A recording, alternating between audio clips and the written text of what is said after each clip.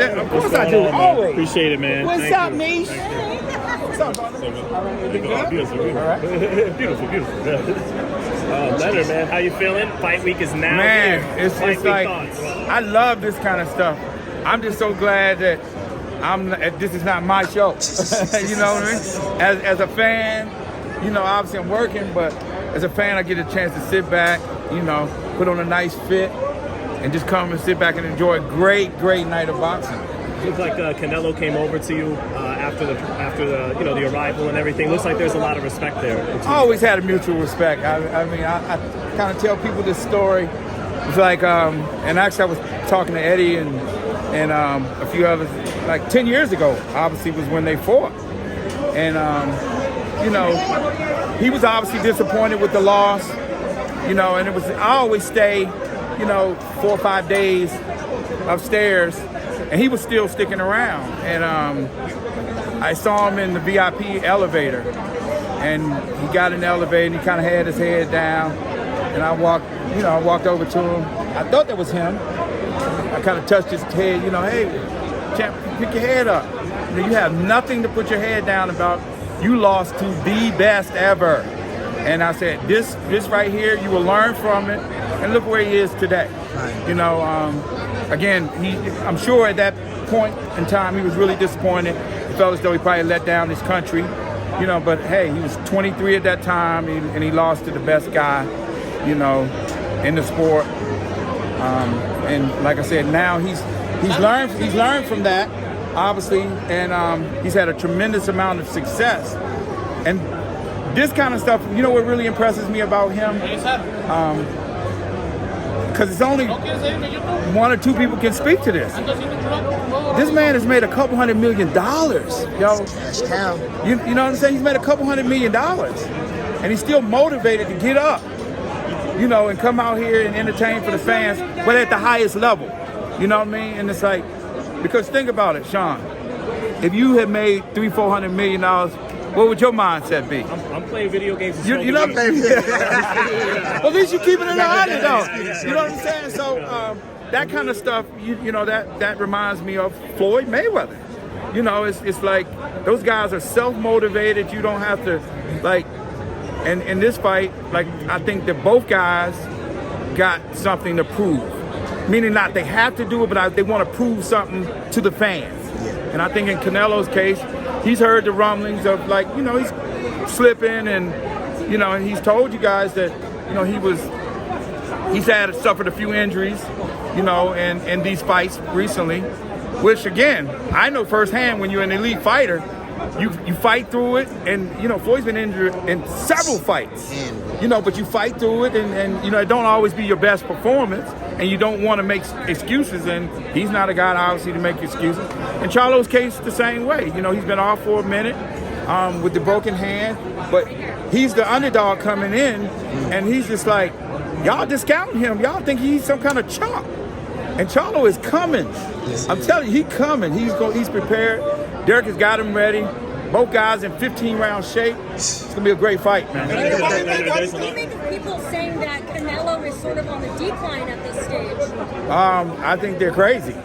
I'm just saying, because I know firsthand with being close to the best guy ever to do it. It's like the injuries that people go through at this level, because they put so much into these training camps to prepare, to separate themselves from the competition. And it's a commitment. And sometimes you get injured and you don't want to pull out of a fight. And, he says that he's suffered some injuries in some of these recent fights, and he's fought through it, and he went and got surgery. And again, who am I to say that I don't believe him? So, but one thing's for sure, we're going to find out Saturday night. We're going to find out Saturday night. Whoever wins this fight. Rumors about to make this fight, man. Well, timing is everything. Timing is everything. Fight, Jermell said that he was promised this fight 10 years ago. He said Oscar told him that he was gonna fight him 10 years ago. And obviously, for whatever reason, the fight never came to fruition. But what better time than now? But he's been open about it, privately about that he's been wanting this fight for quite some time. Because you got to remember, at one point, both of those guys were at 54. Both of those guys were at 54. Canelo's grown into what he is now, and Jermell's still been at 54. But I think people are making more out of it with this moving up in weight classes. I think, this is my personal opinion, and I have the expertise in this part, is that watching a guy like Floyd Mayweather come up, especially when he started fighting at 47, to be able to walk around comfortably at the weight that you got to fight around, that's everything. I'm telling you, because Floyd Mayweather is one of the strongest dudes I've ever tussled with. You know what I mean? And he's rock solid. So I think people think that's a disadvantage for Jermell, but I think it's actually an advantage for him. Now, the flip side to it is that he's in there with a straight cold killer. And Canelo. So again, it's that both guys know that they got their hands full. That's what's going to make for a great fight. Whoever wins this fight, is that the new #1 pound-for-pound fight in the world? That was, Bud did his thing, man. I'm not going to take anything away. Let's just enjoy this. Okay. Before we get to moving ahead and saying that this guy's #1, because we don't know what's going to happen Saturday night. Okay. Because both guys are hungry, and they both are prepared, and I think they're going to give the fans a great fight. Any thoughts? You have been part of, you and Floyd have been part of the 3 of the biggest fighters in boxing history. Floyd himself, Tank Davis today's time, and you had a hand in Canelo Alverez. What is the process? No, I didn't have no hand in Canelo Alverez. I can't take credit for that, but That's really Tank Davis and Floyd Mayweather, 1,000%. What goes into that process to making these guys? They're not superstars. They are exceeding the sport of boxing now. They're crossing over into a different atmosphere. What goes into that process? Man, and that's why I commend Eddie. He's done, and I'm open about it. I'm always gonna get credit where credit's due. That man has done a phenomenal job with navigating his career. Think about this, man. Like I said, this dude done made $200 million.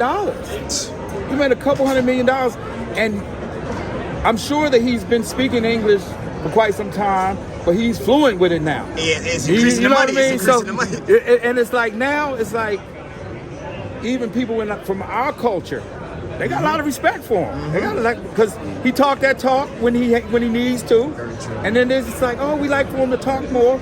So he's figured it out, and he's mastered it, and that's why he's been able to work with different entities, and he's been able to extract the most money that he possibly can, and that's why you can't say enough of giving Eddie the credit.